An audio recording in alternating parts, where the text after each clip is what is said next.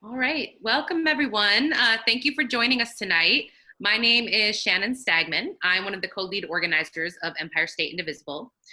For anyone on tonight who doesn't know us, we're a grassroots group based in New York City, working to increase civic engagement, advance progressive legislation at city, state, and federal levels, and elect better Democrats. So you can learn more about us or join us in the fight. We're always welcoming new members at empirestateindivisible.org. So before we get into our debate tonight, we wanted to take a moment at the top to acknowledge that this is a pretty tumultuous time, both in New York City and around the country. And we really want to just express our gratitude to every one of you who's been out in the streets, standing up for Black lives and fighting back against police brutality in the last couple of weeks. We really appreciate it more than we can say, and we're in the fight with you. So we'd like to take just a brief moment of silence right now for Breonna Taylor, George Floyd, and Jamel Floyd.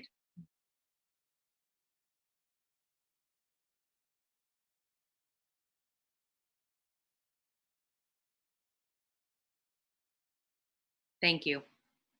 So we know it's hard to think about other things right now, but New York has primaries coming up in just 2 weeks. So we deeply appreciate all of you taking the time to attend this debate tonight to hear from the candidates for Congress in New York's 12th district.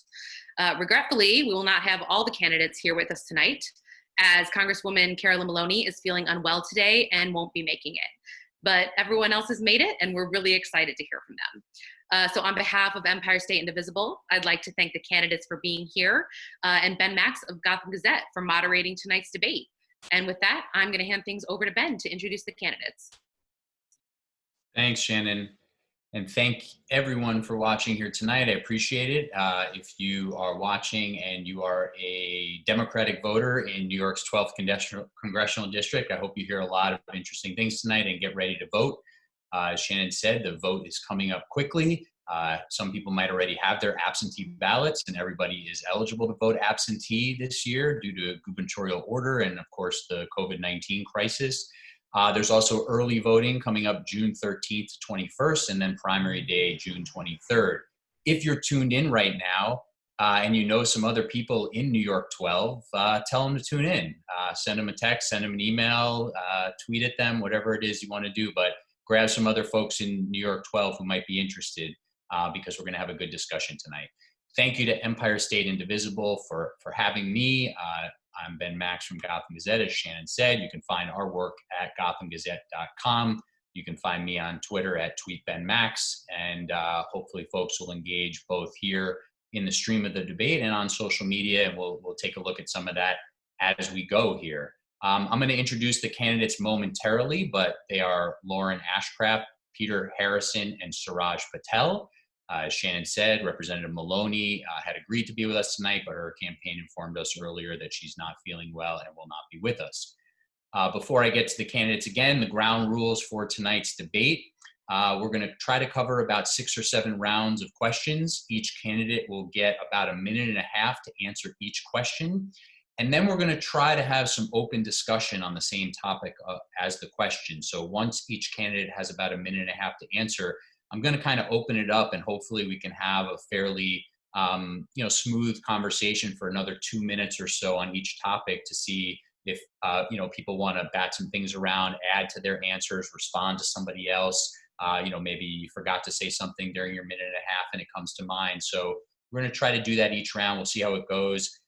Candidates also, I'm going to jump in with follow-up questions and clarifications sometimes. If I think you're being a little bit vague, I might ask you for an example or something like that. So don't be surprised if I kind of jump in. I'll try not to be too jumpy or anything like that, but I might ask you for some clarifications and some follow-ups, okay? And if for some reason somebody criticizes somebody else who's in the debate here, we will give you 20, 30 seconds to respond, but maybe not right away. It might be, another minute later, you'll get a chance to respond to some criticism or disagreement. We are not going to do opening statements. We're going to jump right into the issues, but we will have closing statements at the end around 9:25 to wrap things up. So you'll get a chance to sort of give that final closing stump comment then. So let's get to it. The candidates, I'm just going to do a brief introduction of the 3 candidates we have with us tonight. Lauren Ashcraft is a community organizer, stand-up comedian, and democratic socialist. She's endorsed by Brand New Congress, New York Progressive Action Network, Long Island activists, and 24 progressive organizations from around the country. She's fighting to bring full and equal representation to one of the most unequal districts in the nation. Suraj Patel is a first-generation American attorney, business ethics professor who worked for the greatest president of our lifetimes, Barack Obama. These are in the candidates and campaign's own words. Suraj Patel is a progressive Obama Democrat running to get corporate PAC money out of politics and to restore the promise of New York, education, opportunity, and mobility for all. And Peter Harrison has lived in the 12th Congressional District of New York for 14 years, spent the last decade as a housing activist, and was the senior housing advisor for the progressive think tank Data for Progress, where he worked on the Homes Guarantee, a national progressive housing plan, and advised on the presidential campaigns of Bernie Sanders, Elizabeth Warren, Kamala Harris, and Julian Castro. He's the co-founder of 2 startup companies, Brightbox, a secure cell phone charging locker, and Homebody, a tenant organizing app. And Pete teaches about technology in the MBA program of Baruch College, where he is also a delegate assembly member of the PSC CUNY Union. So welcome to our 3 candidates. Thank you so much for being here. You've heard the ground rules. If you need any clarification on those, let me know. But we're gonna jump right into topic number 1. I'm gonna change up the order that folks speak first. We're just gonna go this round in alphabetical order by last name. So that means Ms. Ashcroft, you'll be first, followed by Mr. Harrison, Mr. Patel. So we'll go Ashcroft, Harrison, Patel this first round, and I'll let you know in subsequent rounds what order we'll go in. So we're gonna talk about racial justice, racial injustice, and police reform now to start. Give us some thoughts, please, on how you think policing, structural racism in law enforcement should be changed. What is the federal role? What would you do if elected to Congress to make changes in this regard? And Ms. Ashcraft, we're gonna start with you. Candidates, please unmute yourselves when it's time to talk, and just be sure you're not muted when it's your turn. So Ms. Ashcraft, over to you. Can there you you hear go. me? Okay. Thank you so much. This is such a traumatic time in our history. And we could have avoided being in this situation had we had active leadership for the last 27 years. But right now, we need to do what we should have always done, which is defund the police. We also need to make sure that money is redirected to education, to mental health care, to social work. And we need to fight to make sure that every single instance of police brutality is tracked and managed in a spreadsheet, in a database managed by the federal government. We need to repeal qualified immunity. And we need to make sure that we pass bills that demilitarize the police. We have a flow of military equipment and weapons flowing to local police forces. We need to stop that flow and demilitarize our police forces as well. And we do see that that police have attacked and killed Black people across our entire nation. So we need to make sure that we are also passing bills to require necessary education to stop racial profiling, and also require body cams to be active and worn by all police officers at all times. Thank you. And we're going to go over to Mr. Harrison. Hello, can everybody hear me? Yes, go ahead. Great. Yes, I was involved with the Black Lives Matter protests in 2014, 2015, the city around Eric Gardner's murder, and not much has changed since then, but these protests are different. And I know all of us have been out there in some capacity, and that does give me a lot of hope. I am hearing from Black leaders, women, young people in this city and across the country that are creating the kind of pressure that we need to change. But they're not asking for just police reform. They are talking about structural reforms. And to me, that means attacking the logic and the incentives of the capitalist system that the police operate under. And to me, That means taking on the real estate industry. It is not a coincidence that the police protect property over people. They are doing their jobs. The real estate industry needs the police to keep Black and brown people out of the fancy parts of this city, keep them in the poor parts of this city, and manage the process of displacing them and gentrifying neighborhoods. That's what they do. And that's also why Mayor de Blasio and Governor Cuomo are scared of pissing off the police. They're scared of pissing off the real estate industry because that's who they rely on. Unfortunately, that's who a lot of politicians in New York rely on, including Representative Maloney. So I absolutely support defunding the police. I'm an abolitionist. Those are absolutely things that need to get done. What happened in Albany today, what got introduced by congressional Democrats are good starts. But we have to take on the capitalist system and the real estate system. I've been doing that for 10 years, and I'm prepared to do that. Thank you. Thank you. And Mr. Patel, over to you. Make sure you unmute yourself first. Yep. Thank you for having me here today. And thank you to the other two candidates for joining. First off, let me just say, I hope that Representative Maloney has a speedy recovery and feels better soon, and just wishing her that. Let me just start by saying this. This is an incredible moment in our history. It feels like 1968 out there. And this time has to be different.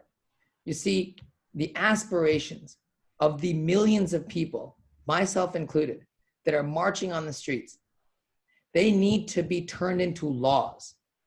Those aspirations need to be turned into legislation.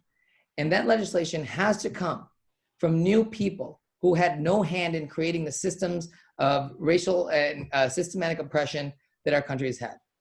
I had a law professor, a famous one named Brian Stevenson, when I was in law school. And he's a famous civil rights lawyer that defends juveniles of color on death row in the South. Yes, that still happens in the United States of America. And Brian Stevenson used to say that the legacy of that slavery itself was propped up by an ideology of white supremacy, or else you couldn't justify it. And when slavery ended in 1865, white supremacy carried on another form, in the form of black codes, in the form of Jim Crow, later in the form of excluding blacks from the New Deal. Then when black people went to war for us in World War II, they returned to a nation where the GI Bill did not cover them. They returned to redlining and racial discrimination. And here we are now in 2020 with police brutality and a criminal justice system with disparate impact, which we believe, everyone on this stage right now believes, is discrimination. Thank you. It must end. So let's open it up. Make sure you're unmuted, candidates. Let's open it up for a couple minutes. I don't know that I heard a lot of specifics of federal legislation. I heard some. Maybe people want to jump back in there, things that you would either support that already exist or try to introduce if you're elected to Congress. Let's see how it goes. Jump on in. I'll do it. To start off, I think we're all going to end up agreeing on a lot of things on this. But, look, I believe in, there are several bills already. The Stop Militarizing Law Enforcement Act. I believe in mandatory de-escalation training. I believe in demilitarizing the police. I think we should ban the fact that our surplus military weapons with our defense budget, which is so bloated, allows the Army to have surplus weapons that then get donated to police departments around the country. Study after study shows, evidence-based policy shows us that demilitarized police departments with less, with de-escalation training have significantly less incidents of police brutality, and their communities are equally safe. So these are just wrong-headed policies. There are very specific policies out there. A national ban on chokeholds, obviously.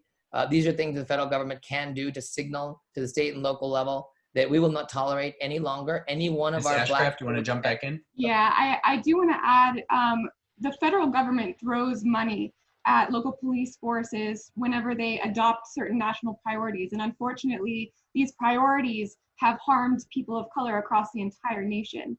So we're seeing local police forces take on the war on drugs, which is based on racism. So first of all, we also have to decriminalize drug usage and make completely legal the use of cannabis. We need to end mass incarceration as a result of the drug wars. We have to also ban for-profit prisons because there is that cycle of money being thrown from these lobbies and for-profit entities at politicians that continue to vote against the best interests of our society.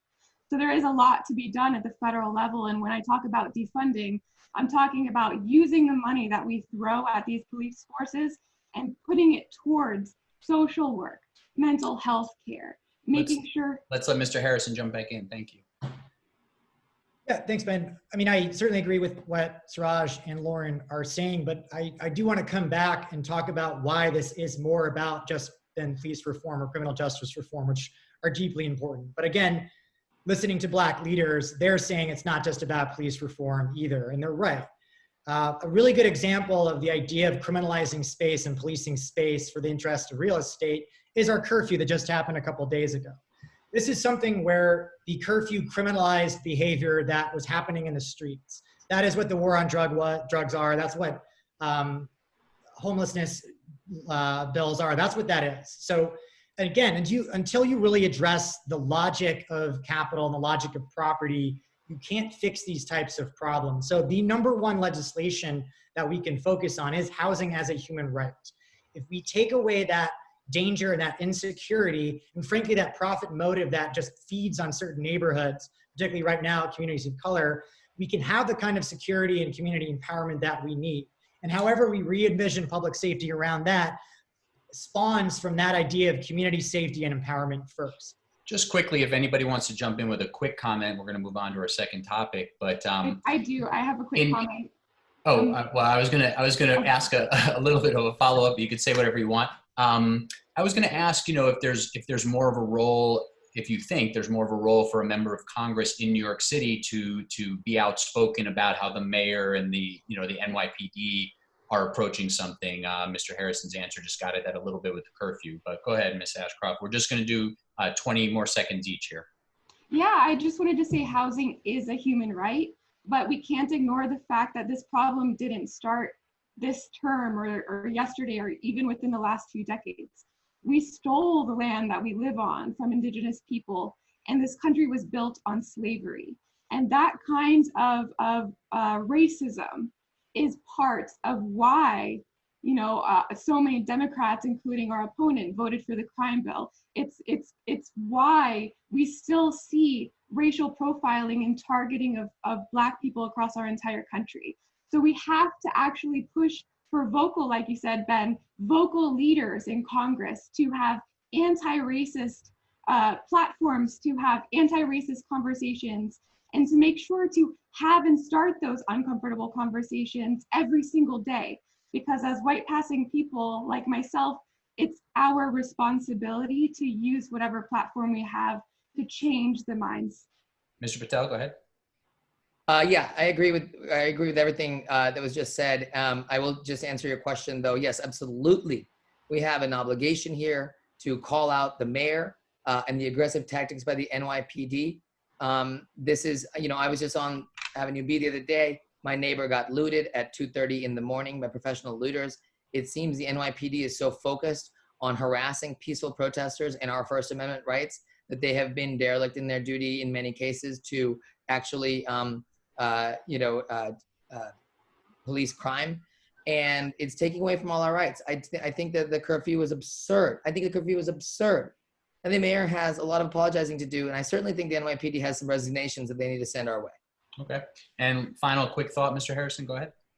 Yes, I think it's important for everybody to call out any elected official. But I think it's very important right now to recognize, as I've said many times elsewhere recently, is that the mayor may or may not survive this, and he may or may not be in a position to, but we've got to call out the fact that the police unions are calling the shots here.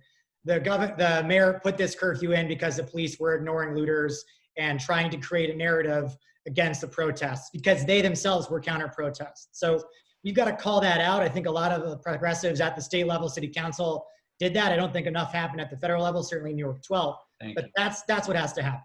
Okay. Thank you all. So that went pretty well.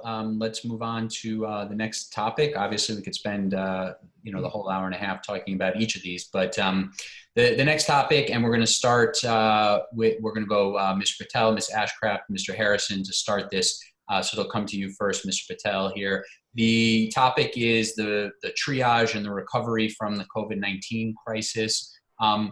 First, how do you evaluate the federal relief packages so far in terms of what's come through Congress? Obviously, you're all going to agree on assessment, most likely, of how the president has handled it. Let's sort of leave that to the side for now. Let's talk about Congress, where you're hoping to go.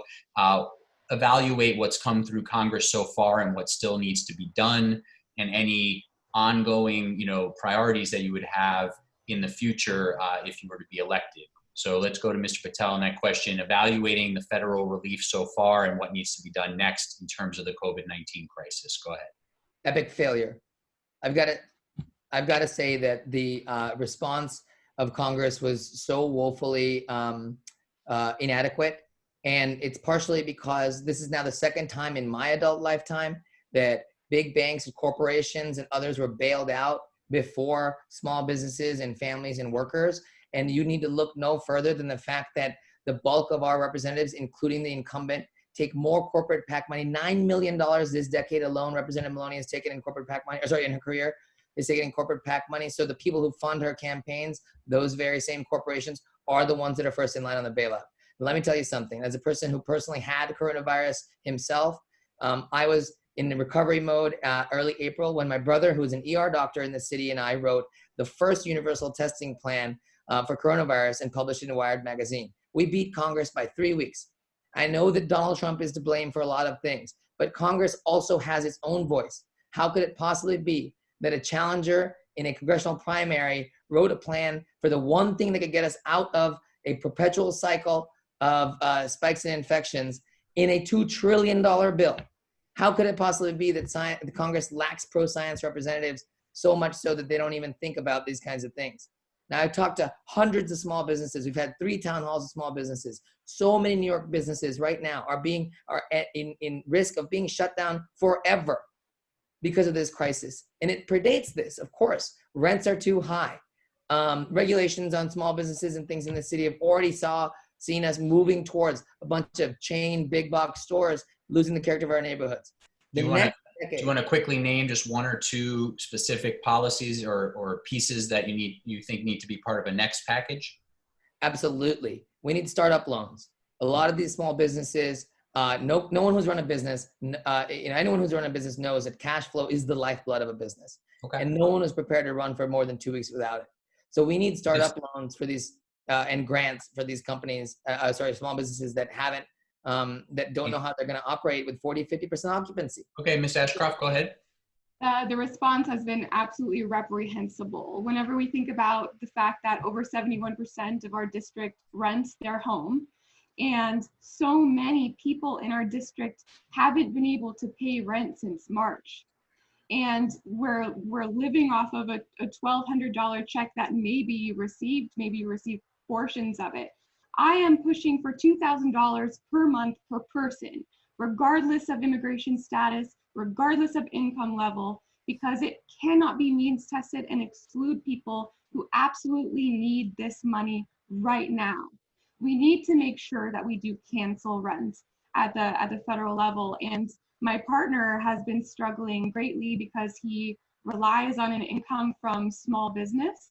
And the small businesses have been really struggling because the first bill allowed for huge corporations to come in and snatch up the available help.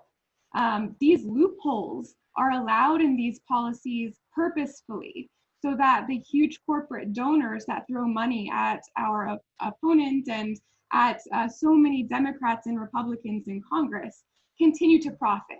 We need to close those loopholes and also close the loopholes that have allowed New York State to cut Medicaid during this time in a pandemic. Also, we need Medicare for all. If that wasn't clear before a pandemic, it's absolutely clear now. We need to make sure that every single person can go to the doctor and not worry about a lifetime worth of debt. And we have to have that conversation right now. Mr. Harrison, go ahead. Yeah, let's be clear here. Congress did exactly what it was supposed to do. It got bailouts to corporations, got bailouts to some banks, got a lot of bailouts to real estate right out of the gate. And let's not forget the Federal Reserve pumping in trillions of dollars into the financial system to make sure investors were okay. So It's not that it's broken, it's working exactly the way it's supposed to. And I think something that was very revealing, we had a forum a couple of weeks ago that Suraj and Lauren and I were on, where Representative Maloney actually said that PPP was a success because it had run out of money so quickly, that it was so popular.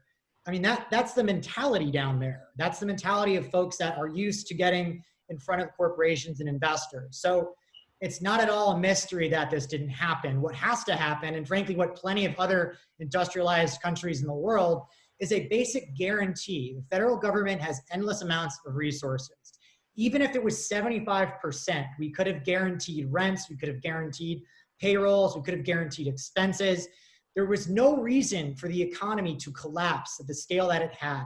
It did not do that in other countries because they have governments that are more functional and more in tune with workers and the working class and small businesses. So that is a product, that is not a flaw, that's the design of this system. So I think starting there, and I'm certainly one that's been pushing cancel rent for commercial as well as residential, that's still not even happening because, and Ilhan Omar's got a great bill that's introduced right now.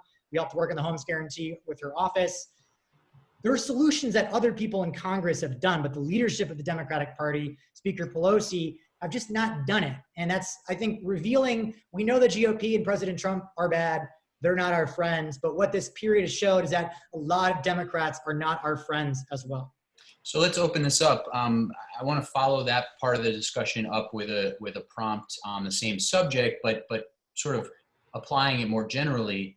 If you go to Congress, how do you do that? How do you get packages like this to be more like you want it to be when, as you are admitting, you know, the sort of general zeitgeist in Congress would not necessarily align with the viewpoint that you're bringing? What's the tactics? What's the strategy? Go ahead, Mr. Patel. Go ahead, jump in. Let me just say, first things first, I had to show up. I'd show up. Representative Maloney was not even in Washington, D.C. for the CARES Act vote. I don't understand why. Truth is that I think all of us are in broad agreement here on what we need to do, which is bail out people. I support Lauren's UBI type idea for the rescue. I support Peter's rent policies. And what we need to do is build coalitions by electing more people like us, frankly, to Congress and bring that bold generational change that's so needed. I mean, the people who created these systems that failed around us during COVID, during this current moment when we're all eyes gazed on a problem that has stained our country for 400 years, you know, it's because of the same people that are in those systems that don't even recognize their own failures. They need Ms. to. Ashcroft, do you want to jump in on how you would try to make some of this change that you're talking about if you're actually in Congress? Absolutely. Along with coalition building and seeking out allies and helping people like yourselves get elected, we also have to make sure that we continue to utilize our platform to shape conversations. And one of the conversations that I and my campaign have had this whole time is that the federal government's budget is just a list of our representatives' priorities. And somehow we have never made the cut. So yes, we can absolutely afford to pay for $2,000 a month per person. We can afford to cancel rent. We have to have these conversations. And the problem is, if we don't pay for these things, then our economy, our people, will be suffering for decades and decades to come. Now is the time to just throw ideas like pay-go, which is propaganda. We have to throw ideas like austerity out the window. We need to make sure we help our people. And we need representatives in there that are fighting and calling this out and calling austerity measures and saying that we can't afford something out for what it is. It's a lie. Thank you. Mr. Harrison, final thought before we move on to our next topic about how you would make some of what you're calling for happen? Yeah, I got some good news and some bad news. I've been a housing activist for 10 years through 3 rent law fights, and I can tell you organizing outside of the political power elected office is the #1 thing. That's really hard. That's the bad news. But the good news is it is still possible. And what we've seen over the last 48 hours, or really 2 weeks of protests and the action at the federal level shows that when people organize, you can force change. This is going to be true for the Green New Deal, for Medicare for All, for the homes guarantee, whatever it is. We do not have the votes in the Senate, but we do have the bodies on the streets. That is the ultimate thing that we need. And as a democratic socialist, I do think of it as my view as a lawmaker as how do we transfer power from the centers in DC out to the people? We're seeing that in the streets in this country right now. That gives me a lot of optimism that we can build on this energy and organize to other vehicles of change that we need in other policies. Okay, thank you. So we're going to move on to our next topic here, which is housing and homelessness. This round, we're going to start with Ms. Ashcraft and then go to Mr. Harrison and Mr. Patel. So a couple of, basically want to hear your housing platform, but we want to start, please, with NYCHA. Do you think the federal monitor is working? What else needs to be done? How would you seek to address the needs of the New York City Housing Authority if elected to Congress? And then, if you can, after addressing NYCHA, segue into broader housing and homelessness issues. So Ms. Ashcraft, we'll start with you. Absolutely. So I bring with me experience of working for housing at the federal level. My first full-time job was at the U.S. Department of Housing and Urban Development. And thereafter, I worked for a nonprofit that provided affordable housing to people that were on the verge of homelessness. So this is a great passion of mine. And I do believe, and it is a fact, housing is a human right. And we need legislation that is bold and progressive and fights to abolish homelessness, which we absolutely can do. I know Peter has worked on the Homes Guarantee, and I've been really excited to be on calls with People's Action, and I've proudly pledged my support for that platform. And I also wanted to say that I've spent a lot of time in my neighboring community of Queensbridge, and I've seen with my own eyes how people with disabilities are unable to use the elevator because it doesn't work. They crawl up the stairs. I've seen people's leaks that have ruined all of their belongings. They are not able to live in a place that is livable. So we also need a Green New Deal for public housing. And with that, homes would be renovated and also brought up to par with 100% renewable energy. And with the Green New Deal for public housing, jobs will also be provided, training will be provided so that people in NYCHA communities are able to most benefit from this piece of legislation. Thank you. So, yeah. Go ahead, Mr. Harrison. Yeah, well, thank you, Lauren, for the kudos for the Homes Guarantee. I'm very proud of having worked on that with being the Senior Housing Advisor for Data for Progress. Certainly with Suraj and Representative Maloney would be on that as well. Going specifically first to NYCHA, NYCHA works. It is probably the most successful affordable housing program in our country. It is not failing because of structural problems of the idea of publicly owned homes. It's not failing because it's people of color living there. It's being murdered, and it has been over 40 years. There is a at least $32 billion capital budget shortfall in NYCHA that is being chipped away at for decades under Democrats, Republicans, you name it. So the first thing is to acknowledge that these programs do work if they're funded properly, if tenants on the ground that have already been organizing for decades. I've been very active with Ravenswood and Queensbridge and Holmes Isaac Towers up in the Upper East Side. These residents know what needs to happen in their buildings. They're capable of running these things, but it's a very racist, patriarchal system top down that NYCHA's been built on. So part of the Homes Guarantee is not just fully funding public housing, it's actually expanding it. Like, we've got to go on the offensive as Democrats and as progressives. We need more publicly owned homes in this country. We've got to repeal the Faircloth Amendment that blocks public housing from getting funding. We've got to build different models of public housing, some for home renters, some for home owners, different levels of income, different styles. These are all solutions that are worked on in the Homes Guarantee that can take away that profit motivation in housing that, again, comes back and ties together all these other issues of economic inequality, racial injustice, and climate inaction. Thank you. It starts with housing, it starts with decommodifying housing. Thank you. Mr. Patel, over to you. NYCHA and other housing policies. Thanks, Ben. Look, when $2 billion a year were cut from NYCHA's operating budget in 2001, we could fairly say, okay, George W. Bush and the Republicans cut public housing to hurt New York and public housing residents. Sure. But when 2009 and 10 rolled around, and Democrats controlled the House, the Senate, and the presidency. And our Democratic representative had, amassed some seniority. And every other congressperson was able to put in tons of funding for projects in the stimulus bill. Representative Maloney did nothing to restore the operating budget cuts of NYCHA. It's starving because it was starved by Washington. And I would take issue with the idea that NYCHA works, because it clearly doesn't. There isn't a week that goes by that the mayor's questions on the Brian Lehrer show don't include people saying, hell, have the federal government take us over, have anything. This is we have to reform this agency. I do believe that it's patriarchal. I do believe that these people, residents of public housing should have more localized control over their repairs and services. I do believe they should be fully funded. This is a stain on our city. We live in the most unequal district, one of the most unequal districts in the United States of America, but it's also one of the most segregated. And those two things are completely tied to one another. And we have an obligation to elect a representative whose priorities lie with the most marginalized first, because we have to do right by them. Thank you. So to try to keep on schedule, we're just going to do a couple more quick comments on this one. But does anybody want to jump in on anything else that wasn't mentioned? Any other housing policy you want to put forward? Any funding issue you want to mention that really comes back to the federal government? I'd love to jump in.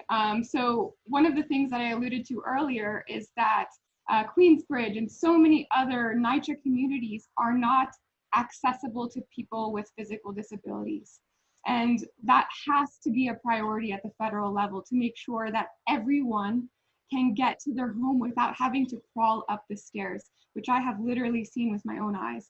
And I also wanted to say, you mentioned the Mayor de Blasio earlier and leaders speaking out against him. I wanted him to resign for a very long time, and it's because of a comment that he made when I was with a group called Fight for NYCHA at a town hall. And he looked people in their eyes that were part of the NYCHA community. And he explained to them that he understands the issues that they face better than they do. And we need to understand, as aspiring representatives, that NYCHA residents understand the problems better than we ever can based on any research, and they need to be sitting at the table when we make decisions about their communities. Thank you. Mr. Harrison? So when I started this campaign, of course, I'm like the housing person. A lot of people said, oh, housing's a local issue. You should run for something local. Nobody's saying that anymore. And they're saying that because of the epic crisis we've got of folks paying rent, whether they're in NYCHA, whether they're in Stuytown, wherever they are.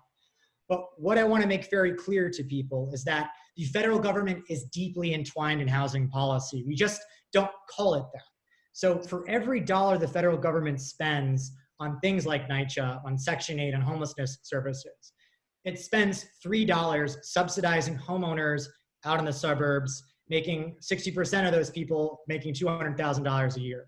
So the federal government is deeply entwined in housing policy, and it's our goal and frankly our responsibility as leftists in Congress to say the federal government is not letting the market work here. It's just putting capital largely into white homeowners out in the suburbs. So we've got to change that and revert that. And NY-12 is 72% home renters. There's not a single home renter in Congress. I mean, maybe there's second homes in DC, but there's a huge disconnect in our federal policy between the lives of people living in our cities and the money getting spent at the federal level. We've got to change that. Final thought here, Mr. Patel? No, I mean, I agree. I agree with the sentiments here. I sincerely, I am passionate about public housing. I think, we just basically have, not a single person in the New York congressional delegation from the city sits on even the relevant committee that would be able to fund and govern this, which is transportation, housing, and infrastructure. What kind of misplaced priorities are we talking about? What have these people been doing for 2 decades? Let's that's an interesting note that goes back to the tactics question, which just so you know, after this next question and the follow-up in the open discussion, I do want to get back to tactics and strategies because it's obviously such an important part of not just having the ideas, but executing them. So we're moving on to the topic of healthcare. We're going to start this round with Mr. Harrison, then Mr. Patel, then Ms. Ashcraft. You all, correct me if I'm wrong, have expressed support for Medicare for all. How do you propose getting there? What's the path to making that a reality? What version of the plan do you support? Go into some of those specifics for us, please. Go ahead, Mr. Harrison. Sure. Yes, I absolutely support single payer Medicare for all. And I know everybody else in the race does. Representative Maloney is a co-sponsor on at least one version of it. And I also really appreciate her being the bill for the 9/11 first responders. That's something she's obviously very proud of, and she should be. I wish she'd combine those two things. I remember seeing her go to, I think it was the Met Gala with the fire jacket on, raising awareness of the 9/11 bill. And I thought, how amazing would that have been had she put Medicare for all on the back of that jacket? What a powerful sense of solidarity and leadership to say, of course, 9/11 first responders deserve universal health care for the sacrifices that they made for us. Every American deserves that. And I wish she was here tonight that we could ask about that. But why I support Medicare for all, and I think why the conversation has changed, of course, is the fact that 40 million people lost their job in the last couple of months, and they lost their insurance because of it. So if you want to protect people during a pandemic, do not tie their health care to employment. That's first. Second, and I think a bit of a difference of approach on this is, if you want to see the ingenuity and the inspiration of American people that is there underneath everything, make healthcare a right. Just think about what it would mean to not be stuck in a dead-end job because you have insurance. Think about what it would be like for folks with disabilities or pre-existing conditions to not have to do a job. Like, I get so mad, my blood boils when I think about our society being robbed of that next great cancer researcher, that next artist, community leader, entrepreneur, that's not going out for the idea because they can't afford insurance, or they can't afford to take the risk without that kind of security. That's not freedom. Mr. Patel, over to you. What's the path to Medicare for all? What else is to be done about healthcare? Go ahead. Yeah, so yes, I support Medicare for all. We all do. But I think that, again, this is an idea that's long overdue, and it's going to require structural change. It's going to require new people in office who have new tactics and ways to get the American people behind them. Look, we have to build coalitions in Congress and across this country in order to enact the policies we're talking about. And there is obviously some semblance of a trade-off between purity and coalition building when it comes to doing this. But I think we saw with coronavirus the structural inequities in our healthcare system laid bare right around us, and there's no better time for pushing this than now. And so I think we've got to start with that. So I got to tell you something. Of course, I support Medicare for all. I would be a co-sponsor right off the bat immediately. But we also proposed a plan in our campaign called Medicare for Kids, very simply because getting children health care is something that 80% of Republicans too agree on, and could begin to transition us to a full system like that, and it is Medicare. So there are ways, I think, to begin to get there while also fighting for the ultimate goal. I will not compromise my principles. And I do believe that every American has a right to health care and Medicare, a single payer system. But I will work every which way I can to get more people that health care. Thank you. Okay, Ms. Ashcraft.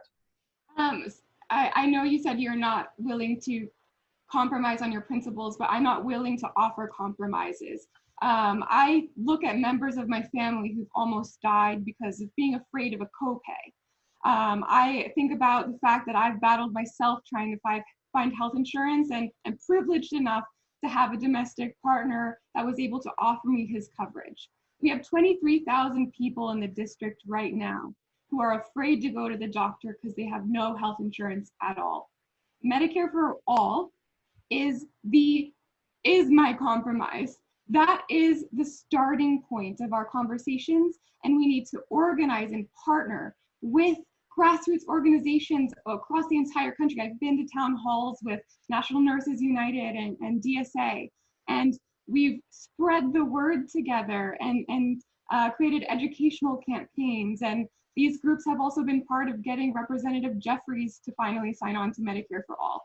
these are the types of grassroots organizing that I will never step away from. And these partnerships are how we get things done. So we absolutely can never abandon working with organizations across the entire country that are dedicated to this cause. And again, we have to always be sure that we're using whatever platform we can to dispel incorrect facts. Whenever I hear people's concerns about not being able to go to the same doctor anymore, that's not true. And I would love to talk with every single person who's afraid of that. There is no in-network and out-of-network with Medicare for All anymore. It's all in-network. And that's an amazing thing, and you don't lose it if you lose your job. So let's stick with you for a second, Ms. Ashcraft, and then let the other candidates jump back in on this. You're saying you're not willing to compromise. If you're elected to Congress and you're part of a Democratic majority in the House, let's just toss out other scenarios. Let's just say there's a Republican Senate again. Do you not do anything on healthcare for the next 2 years, hoping or however long it might take to get to a Democratic Senate with a Democratic president with a Democratic House to move something like Medicare for All, not even knowing if you'd have the votes for it then? But are you really not willing to do anything on healthcare in the meantime? Thank you for asking for clarification. I will vote for every step we take in the right direction. I will vote yes. But I don't think that we should be offering compromises before even being in Congress. And so I am coming into Congress fighting for Medicare for All, not Medicare for kids, which is a compromise. I also wanted to say that I think about people like my father, who does have a disability, and he misplaced his hearing aids, and on his private health insurance, which he pays $2,000 per month per person for him and my mom for right now through Marketplace Insurance, he has to pay $4,000 out of pocket to get new hearing aids. So these are the kinds of things that have to be included, or else we're leaving out entire communities that haven't had a vocal representative fighting on their behalf. Mr. Patel, go ahead, jump back in, and then we'll go to Mr. Harrison. Yeah, again, I think that I agree. I guess that's what I mean, that I'll vote for every single step that gets us farther and farther towards the goal, or closer and closer, towards the goal of Medicare for All. It's very simply put, and I think nicely put by Lauren. I agree. And Mr. Harrison, So, compromise, willing to compromise, willing to take incremental steps. Go ahead. Yeah, I think, Ben, your question is really important. I don't think I didn't hear it quite from either of the challengers. The idea of, we can talk about coalitions, we can talk about campaigns. We don't have the votes yet in the Democratic caucus for this. And I think part of the problem is we, as a party, we've kind of conceded the playing field. We are playing on sort of Republicans' bad faith arguments about the fiscal and monetary policies in this country, what's possible, what's responsible. I always joke about it. Everybody talks about deficits, but Republicans only fake care about deficits, but Democratic leadership actually does care about deficits. And that kind of mentality just plays into the bad faith arguments of Republicans. So I think electing new progressives that kind of reject the rules of the game in DC, you've got to sort of pretend to care about deficits when there's a Democrat in office in the White House or otherwise. Like, that is a broken system. And again, it's, from our perspective, it's a broken system, but it's working as it's supposed to for the corporate interest, the extremist billionaires, the real estate developers that are down there. So talking about it that way and getting better Democrats that are, I think there are a lot of folks that are not quite above water yet that agree that it's kind of a broken system, and it's sort of silly that Republicans can get a $1.7 trillion tax bill. They can throw $30 billion at farmers during Trump's trade war, but they can't pay for NYCHA. Like, it gets at a false argument. A quick follow-up for anybody who wants to jump in, but briefly before we move on to our next topic. If there is a situation, these grand bargains that happen, these relief packages to a crisis where lots of stuff winds up getting thrown in, is there something that you've heard from the other side of the aisle that you're willing to give on? Is there an idea, that's sort of considered a Republican or conservative or even moderate, center-right idea? That's something you think you would be willing to go along with to get one of your goals? Go ahead, Mr. Harrison. Yeah, Obamacare was the Republican answer. It was this trifecta of public, private, subsidy, market rate. That that was the idea. And of course, the second it became a possibility under the Obama administration, Republicans ran away from it. So we do have to acknowledge that the Republican Party is not a responsible partner in governance. It's easy for us to say here in deep blue New York City that, but for those Republicans, and honestly, that's the argument that Representative Maloney makes a lot of why we can't do more stuff. But if you accept that premise that Republicans are not a good faith actor, and they're not, they're stacking the bench, the federal benches right now during a pandemic. Yeah. We've got to fight that. And that does mean giving up some money in politics. That means not being afraid of like the sensibilities of white suburbanites and talking about justice and talking about like the larger points of our economic power at the federal level. We're not doing that as a party. So you went in the opposite direction of my question. Okay, but that's okay. Anybody else want to jump in on this real quick? Yeah. Go ahead, Lauren. Okay, thank you.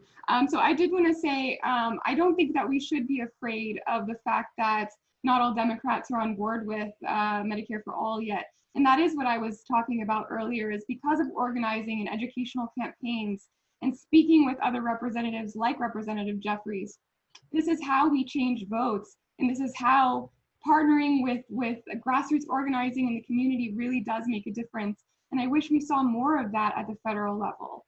I also want to say that I've had really fruitful conversations with people across the entire spectrum politically. And the number one thing that I always have to dispel is misinformation about what Medicare for All means. And as soon as we can talk about the fact that, no, it shouldn't be connected to your employment. That means when you lose your job, you lose your health care. No. Go ahead, yeah. Thank you. Yeah. Are you the one who's going to give Mitch McConnell something here in our debate or no? Oh, that's just Go ahead. Face there. I will tell you this. There are several bills out there that have nothing to do, unfortunately, with Medicare for All, but that taking the current system we have, like, for example, adding price transparency to healthcare, which is something that a lot of Republicans, or some Republicans support, but Democrats should as well, because in the current system, you are tagged with hidden bills and things like that. I mean, if I was given the opportunity right now to save Americans on healthcare in this current system, like, I would, of course, as a responsible steward for and a representative of my district, I would say yes. Of course, let's get price transparency in healthcare. So there's a few things out there that maybe would be fine to tinker with, but we need systemic change. Okay. Next topic, we're moving on to climate change and climate justice. And we're going to start this round back with Mr. Patel, then Ms. Ashcraft and Mr. Harrison. You correct me if I'm wrong, you all support the Green New Deal, but what are some specific actions, again, maybe more along the incremental line, what are some specific actions you support in order to combat climate change, and specific actions you want to push to the forefront in terms of transition in the economy, in terms of green jobs? So go ahead, Mr. Patel. Yeah, thanks, Ben. And yes, exactly. Full stop. I think we all in this race support Green New Deal. So I'm going to leave that on the side and talk about something unique here. Earlier this year, my 12-year-old self would be giddy with myself because I got a byline in Scientific American, which is exciting for me, but personally as a nerd. But we launched a project called the Discovery Project, which is something I've been working on for several months, more than several months now. And it calls for a space race scale investment in federal research and development. So back during the Apollo era, we spent 2% of our GDP on research and development. Today, that number is more like 0.7%. That's a $300 billion gap in technologies, in NIH funding, in CDC funding, and of course, in climate resiliency and carbon capture and things like that. You see, we're not going to be able to do this thing without innovating our way out of this problem, and we need massive new discoveries. I teach at NYU. I'm a business ethics professor. I talk about market failures a lot. There's a failure in our market when we rely only on the private sector to do research and development, because they only research and develop things that are immediately profitable. And some of the most basic science we need is not being tapped into or researched into because there's no one filling the void for long-term risky projects. And I mean things like, how do we deal with climate resilience and pandemics and virology, all those things. So I think we have to make a massive innovation investment with federal dollars that then would reap back rewards directly to every American and taxpayers. And so, that's my unique add-on to onto the obviously Green New Deal. Thank you, Ms. Ashcraft. Yep, so I just want to talk very briefly about the Green New Deal. One part of it is a jobs guarantee, and it doesn't get talked about enough. So the Green New Deal brings jobs to our local economy, and it's a win-win for every single person. So we absolutely have to keep talking about all of the different pieces of that framework. And on top of that, I am also fighting for public transportation to be free, to be nationalized, because no one, and this is a criminal justice reform issue as well, and you'll see that all of these issues intersect with each other. No one should go to jail for not having $2.75 at the subway turnstile. So we should make it free, but also incentivize the use of the greenest method of transportation possible. We also need to end subsidies to factory farms and ensure that we are incentivizing sustainable farming practices and helping local small family-owned businesses as well.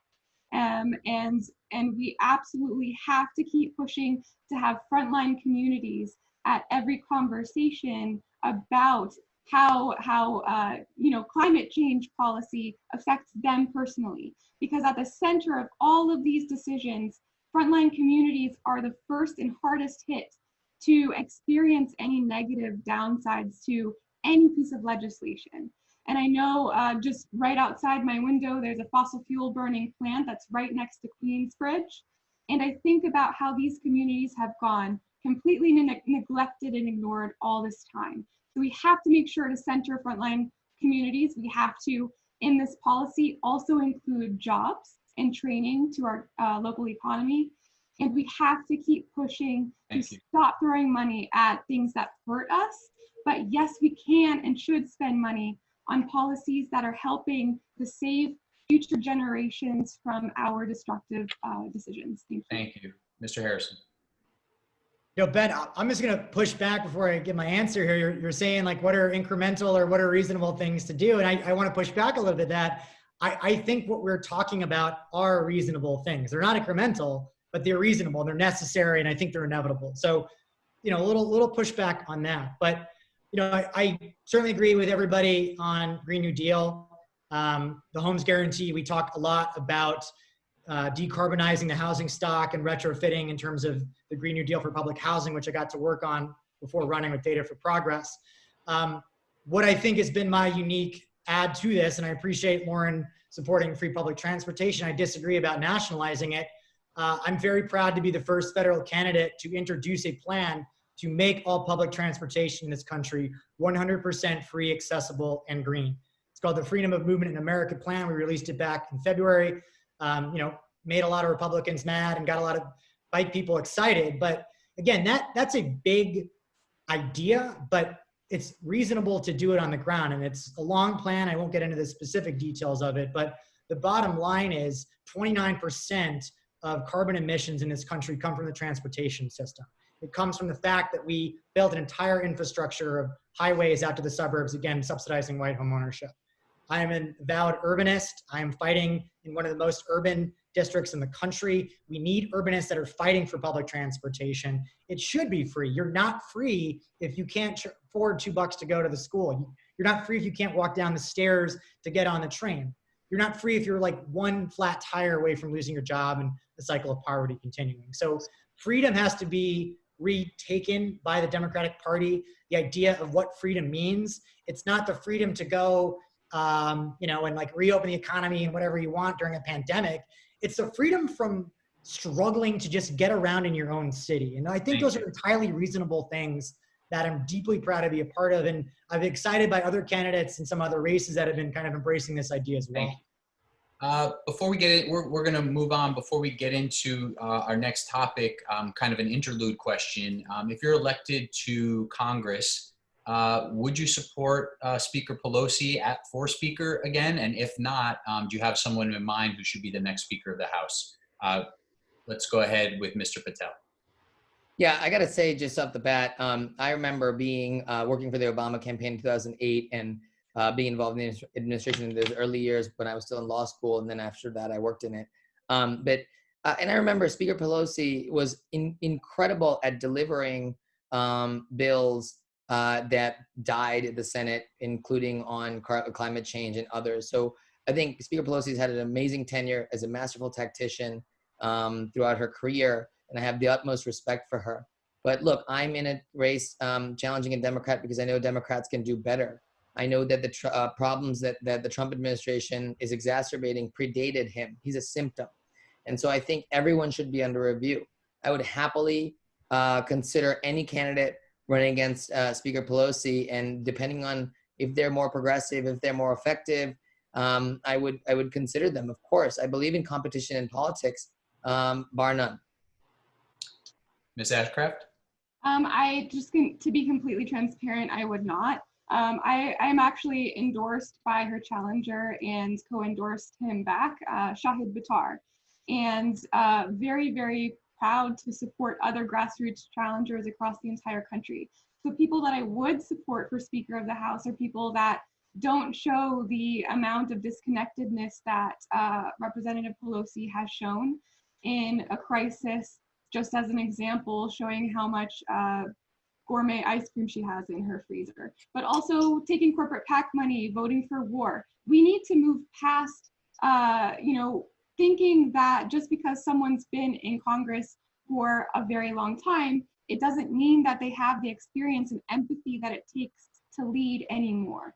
So I support grassroots candidates, people who have gotten into their position, not through corporate PAC money, but through hard work and small dollar donations like our campaign. Mr. Harrison.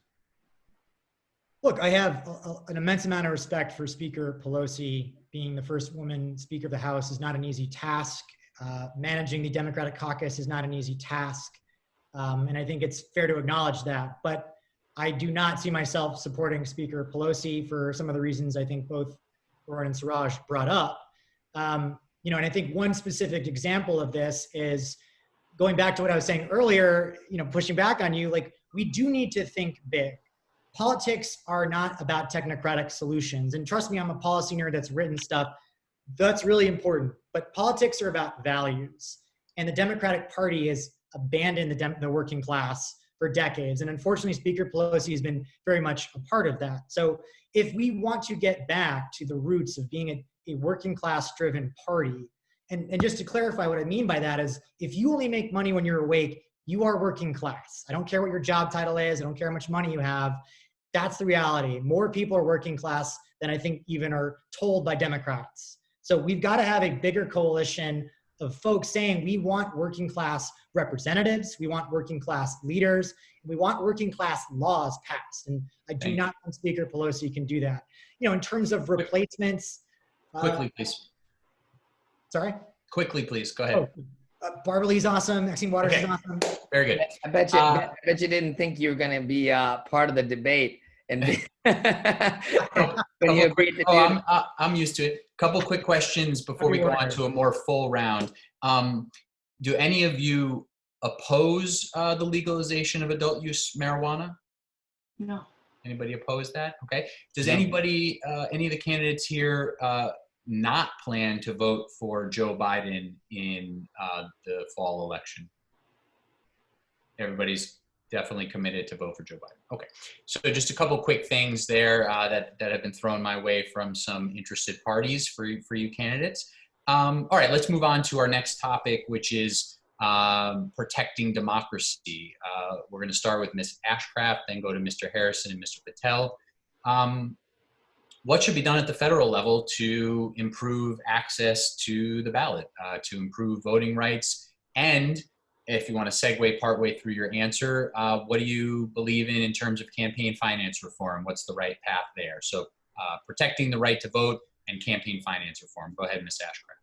Absolutely. Campaign finance reform is my number one issue, because the lack of reform on this issue is why we have such slow progress and incremental steps to fixing the most urgent issues that we're facing. We rely on the fossil fuel industry because they throw money at our politicians. We have mass incarceration in part because for-profit prisons and these lobbies are throwing money at our politicians. I fight for public financing of federal elections, and also an idea around vouchers that people can use to donate to campaigns that reject corporate and super PAC money. And other things that we can do at the federal level to make sure that every single person can vote is automatic voter registration, ranked choice voting, which expands somebody's voice and vote. And I wish we had it, frankly, in this election, because it is a crowded primary, and it would allow people to rank us and vote for all of us in the order they see fit. I also am for mail-in ballots for every single election going forward with prepaid postage. And talk about wasted money. I know all three of us on this stage, fundraising is a huge concern for people running for office not taking corporate PAC money.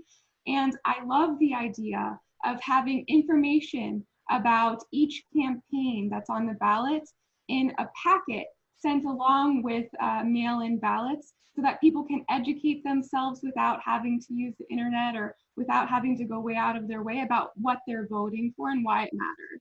Thank you. Mr. Harrison. It's not a secret that the Republicans cannot win national elections if more people come out and vote. That has been the political project of the right for years. We're seeing that come to fruition, and it's really scary. And we were in trouble before COVID-19 in terms of our election integrity. President Trump has talked about how easy it is to have fraudulence and mail-in voters. I think 14 states already do this as a law for everybody. So there's an immense amount of bad faith and misinformation happening here. And I think you talked about this, and coming back to how do we get incremental change and how we get some structural change, you know, it's stacked against us because of demographics. Democrats are shifting towards urban centers. The sort of rural, more suburban exurb areas are overrepresented in the Electoral College. I think all of us in this race want to get rid of the Electoral College, want to have automatic voting registration, want to reverse some of the Roberts Court decisions about voter rights. We're all in agreement about that, but how do we actually get there? And obviously I think we're also in agreement on getting corporate money out of it. One of the major things that I think we need to talk about as well is the fact that New York State is going to lose one, possibly even two congressional districts in the next census. So as very much I want everyone to come out and vote on June 23rd or by June 23rd, almost more importantly, I want everyone to fill out the census. But that's still not enough. We're still, again, Democrats accepting this premise that no matter what we do in New York, even though the population is growing, we're gonna lose representation here. I think that's completely crazy. And naturally, everything in American politics goes back to racism and sexism and xenophobia. That's that 435 cap that we have in Congress was demonstrably put in to stop folks in the North and stop folks in the cities from voting. So that's got to be an issue that we overcome and expand the size of Congress. Thank you. Mr. Patel. Yeah, thanks, guys. And Lauren, great idea. I'd never thought of the information in ballots, but that's great. Guys, I'm an attorney. I'm the only one in this race that is. I graduated from law school in 2010, and if you want to look back at 2011 and 12, I taught continuing legal education around gerrymandering, money in politics, and voting rights, available in 1 hour long, very detailed and boring conversations that I have with legal experts on this issue. It is one of the reasons that I was running from day one 3 years ago, which is that money in politics has eroded our democracy, and corporate money, especially after Buckley v. Valle was decided, has flooded our system with money and perverted our democracy. So when large majorities of Americans want action on gun control, on reproductive rights, on climate change, and yet Congress and Washington's not reflective of it, it's because we have a democracy that's not representative of the will of the people. So we need to root out gerrymandering. We need to ban corporate money in politics. We need to publicly finance elections.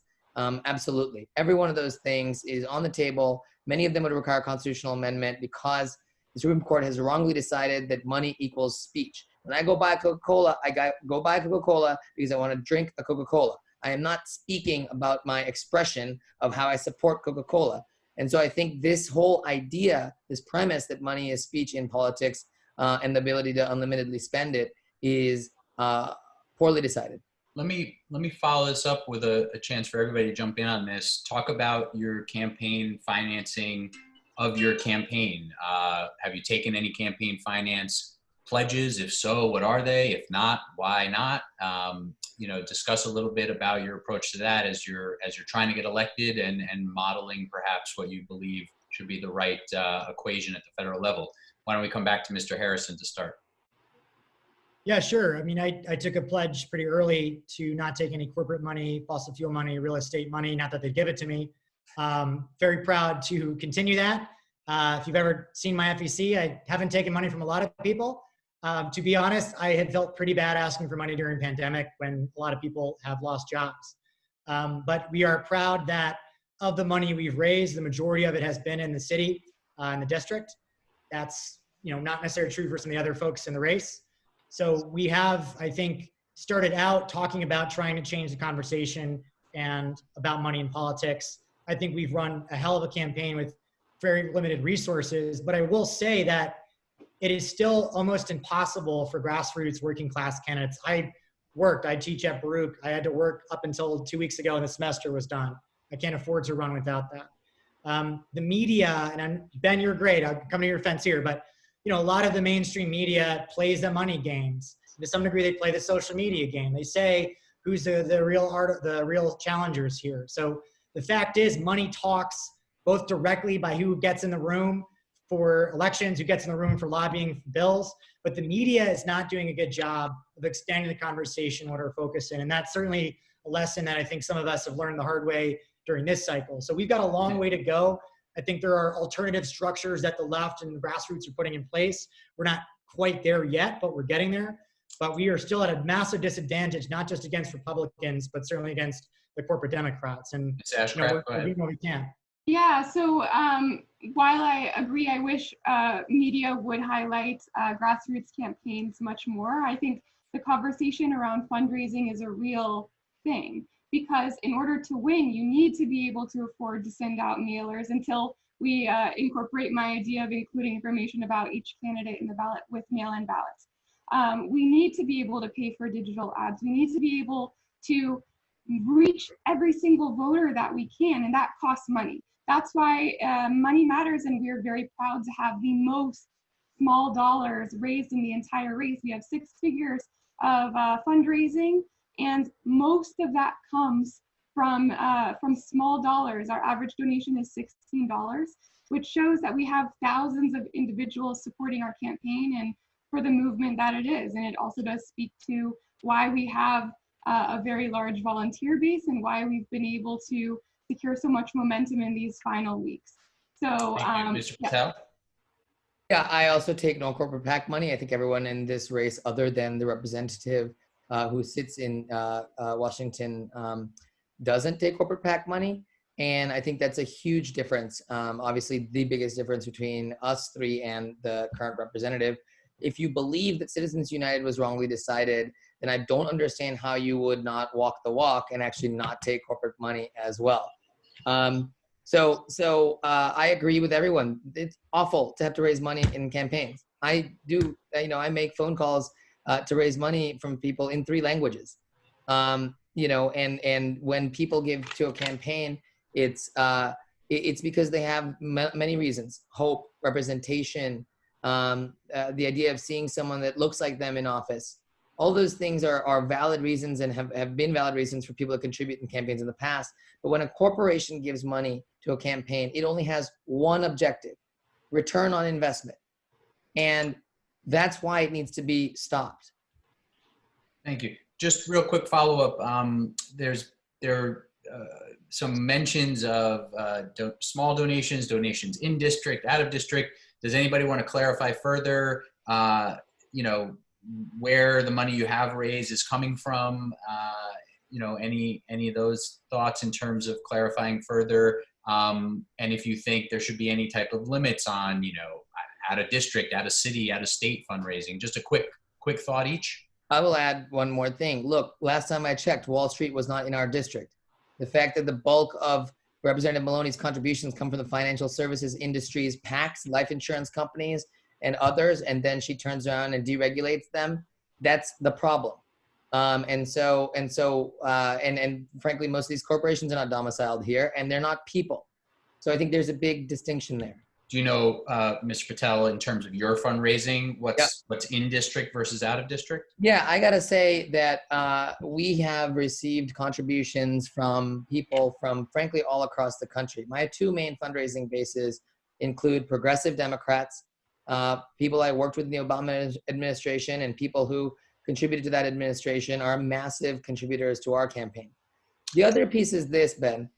There's not a single South Asian person in office in New York City. In the state of New York, there's one state senator. That means out of Pakistani, Bangladeshi, Indian American, Nepali American, and Sri Lankan Americans, not a single person in one of the most diverse city in the world is in office. So we have a wellspring of support from people of the Indian American and South Asian community who want to see a representative in the tri-state area between New Jersey and Long Island and everywhere. And I think it's completely valid to raise money from them. And that's frankly a big chunk of my support. Thank you. Ms. Ashcraft? Yeah, so the small dollars that I'm referencing is under $200. So 60% of what we fundraise is unitemized and under $200. And the majority of that does come from in district and working class people who are excited about seeing me fight for them. And I would be honored to represent them. Mr. But Harris? I just wanted to very quickly say, one thing that I do want to point out as a difference between Mr. Patel's campaign and mine is we are majority small dollar, while I believe 97% of Suraj Patel's fundraising is large dollar and itemized. So his average donation is $1,700 and he has many fewer donors than I do. Our average donation is small dollar, and we have thousands of people supporting our campaign, showing the movement behind us. We're going to go to Mr. Harrison, but quick response, Mr. Patel. Yep. My average donation is not $1,700. Okay, we'll have to look at that after. Okay, Mr. Harrison, any other thoughts? Yeah, I think I am certainly not equating corporate money with the type of money that Lauren or Suraj has raised. Absolutely not equating it, but I think the model for city races of rewarding in-district donations is the model that we need at the federal district, because there is a question of saying, if you get more of your money outside of the district, and some degree challengers kind of have to do that, it's sort of fair. But what representation is that? Again, I do not have the most money in the race. That's not a mystery, but I am proud that the majority of my money does come from the district. And we can come back and forth on all this stuff, but I think we probably all do agree that we should incentivize a system where that is matched, like the city level, where somebody that can vote for us giving us $5 means a lot more than somebody giving $5 from any other type of community outside of the district. So, you know, I think that Warren is not the same thing as corporate money, but I do think we should get to that system. We're going to try to get to a couple other quick things here before we go to closing statements in just a few minutes. You know, it occurs to me as we're having this conversation about fundraising and you know, a little bit of comparison, small dollar, bigger dollar, in district, out of district. You know, you've all, of course, been attacking the incumbent tonight and through the campaign. You want to unseat her. That's no surprise. Maybe each take, you know, a minute on sort of the state of the race. Last time, you know, this was a one-on-one contest with Mr. Patel, who, you know, I think surprised people with his performance, but did not win, obviously. You all want to see someone more progressive, as you said, a younger generation take office here. With all three of you in the race, is that possible? Yeah, 100% it's possible.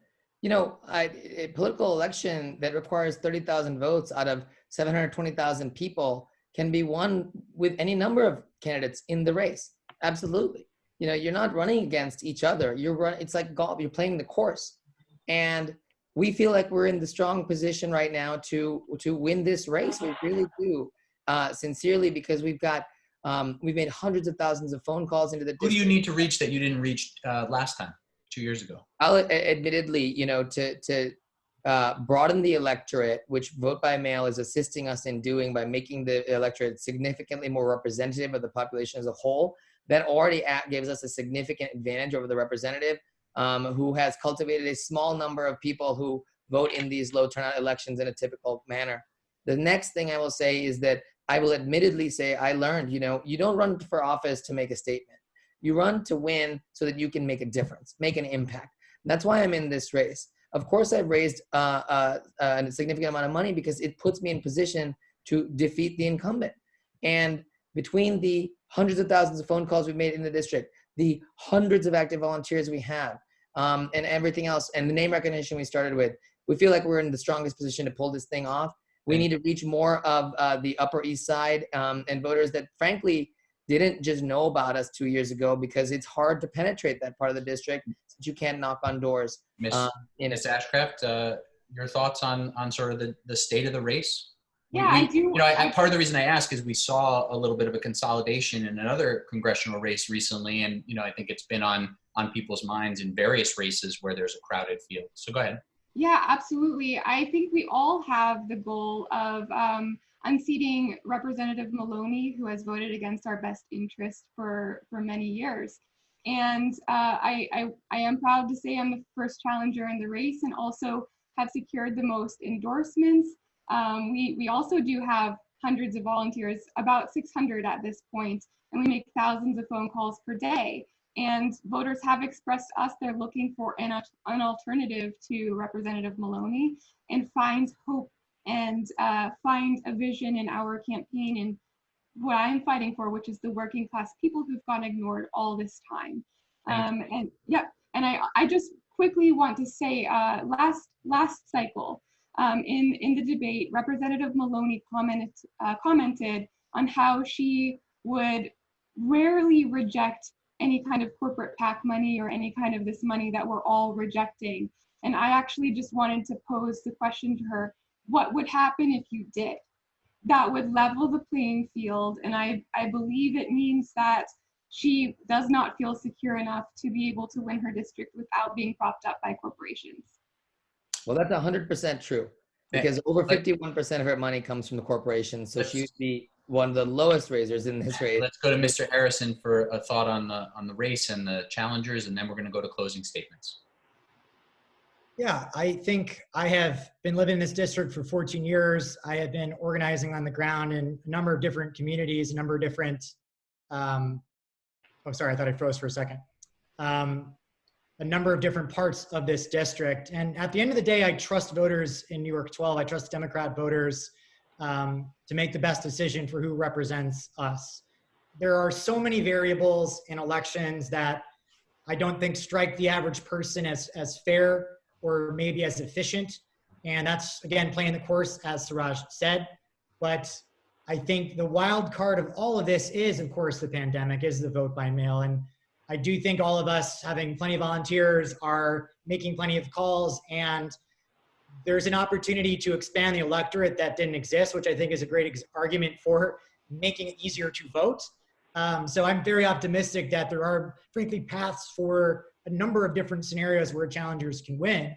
And that, I think, is a very good thing for the Democratic Party and good thing for you as well. I am worried about the Board of Elections mucking this up. We're certainly getting calls of people getting the wrong ballots. Things are not going out correctly. They don't do the right thing under the best of circumstances. So I think certainly all of us are doing our best to monitor that and make sure voters are heard. Certainly. Quick plug there. A quick plug. We are also very concerned for any one of you watching out there. When you receive your ballot in the mail, you have to vote and put no extra marks anywhere on it because it'll get rejected. And then when you put it in the envelope to mail back to the board, you must sign that envelope, because they will not accept it if it isn't signed. And we know a lot of people, you wouldn't think you'd have to sign an envelope. We have a whole explainer article at Gotham Gazette for how to vote absentee properly. So everybody should go check that out. All right, let's go to closing statements here. We're going to go to Ms. Ashcraft first, then Mr. Harrison, then Mr. Patel to close us out. Before we start opening statements, I'll say a quick goodbye at the end, but before closing statements, while people are still listening, I just want to thank very much Empire State Indivisible for pulling this together. It's always important to bring candidates together so voters can hear from them. And of course, the video of this debate will be available either later tonight or early tomorrow at Gotham Gazette and at other places through Empire State Indivisible and other partners. So thank you, and let's move into closing statements. Ms. Ashcraft, you're up. Yeah, so thank you again for having this debate tonight. Empire State Indivisible, thank you, Ben, for moderating. Thank you to everyone who took the time to tune in and be part of this very important conversation. Again, my name is Lauren Ashcraft. I'm running to represent the 12th Congressional District, because in a democracy, every single person deserves to have an equal voice. And we sure are not seeing that as the case. My family, as well as so many New Yorkers, know that that is not the case. That's why I've been angry. That's why I have been fighting for gender justice and social equality through helping to plan the Women's March on New York, and also helping to raise awareness around some of the most urgent issues our society faces. Issues like the fact that New York's 12th Congressional District is the third most unequal district in the entire country. That means in this district, people are having to choose between having food on their table and having health insurance. People are having to choose between having a home and paying off their student debt. And I myself have struggled with those issues. I've been pushed out of homes because of rising rent. I also recognize that I am privileged to have health insurance through my domestic partner right now, but these are not decisions we should have to make anymore, now or ever. That's why I'm running for single payer Medicare for all, for a Green New Deal, to cancel student debt, for true criminal justice reform, and also to make sure that our federal government fights for people over profit, which we absolutely will not get if we keep electing somebody who takes so much corporate PAC money. I bring with me the struggles of my family. My grandmother, who was an immigrant from Japan, who faced an immense amount of xenophobia and racism throughout her life. My grandfather, who was a coal miner, literally killed by corporate greed, and his family was left to pay their bills and put food on the table with a really small Social Security check. My other grandfather fell while he was working and became a quadriplegic. He didn't have the money to hire a caretaker. That was us. So whenever I'm fighting for people, I'm fighting for people like my family that have gone ignored all this time. I'm fighting for people like you. I'm fighting for us. And I really appreciate that we got to discuss my platform tonight. I appreciate your consideration for true representation in New York's 12th Congressional District. Thank you. Thank you. And Mr. Harrison, over to you for a closing statement. Well, I want to start by thanking everybody at Empire State Indivisible for hosting this debate. Ben, thank you so much for moderating and participating in it, I guess, in some cases. I certainly want to wish Representative Maloney well. I hope she gets better. Hope to see her on the New York 1 debate coming up. And I want to thank Suraj and Lauren for being here as well. But most of all, I want to thank you out there in New York 12 for watching. At the end of the day, this is your race. It's not ours. And we have all been through an immense amount over these last few months and these last few weeks. And I'm, afraid that we're not through it yet. But right now, you have the opportunity to do something about where we're going. This election is an honest to God choice. You can choose a candidate who has taken Donald Trump's real estate money, or you can choose a candidate who has a plan to take away Donald Trump's real estate money. You can choose a candidate who has made money during the housing crisis, or you can choose somebody who spent years fighting to keep people in their homes. You can choose the status quo and the same old political platitudes, or you can choose somebody who's been doing the work, writing the policies, and fighting for the values that we need in New York 12 right now. That's what I have been doing in this community on the ground for over 10 years. And it's what I'm ready to do day one in Congress for all of you. So I want to say thank you, be safe. I hope to have your support, and good night and God bless. Thank you. Mr. Patel. Thank you all for being here today, for tuning in, for the other candidates for being here, and such a substantive and cordial debate. I thank you for that. That's what politics should be like. My name is Suraj Patel. I'm an attorney, a professor of business ethics, and I worked for the greatest president of our lifetimes, Barack Obama. I am also the son of Naina and Champak Patel, two immigrants who left India with their whole family to move to the United States with almost nothing.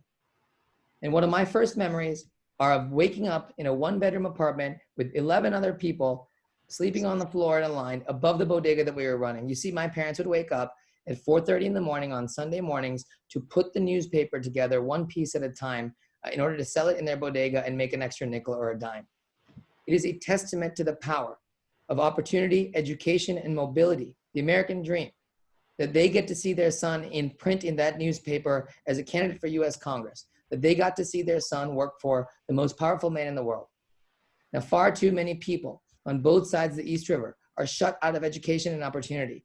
My story is way too infrequent and way too much the exception rather than the rule, and that is because of a decades-old status quo politics that just won't do. And you don't have to look any further than the fact that we have strong, diverse challengers in this race, because it's not just me. Everyone, and a lot of people in this district now believe that this district needs change, just like America needs change. And our representative embodies some of the worst parts of the status quo in the system that we've all come to detest.